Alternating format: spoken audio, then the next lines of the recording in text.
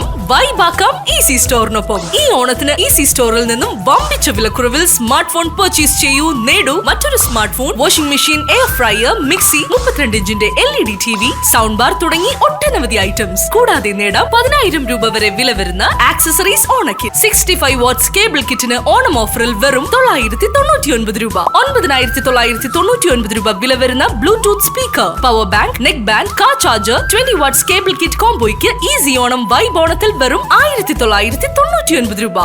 അരൂർ പഞ്ചായത്ത് 1-ാം വാർഡിൽ അനധികൃത മലിനജല പൈപ്പ് നീക്കം ചെയ്യാൻ നടപടി ആയില്ല.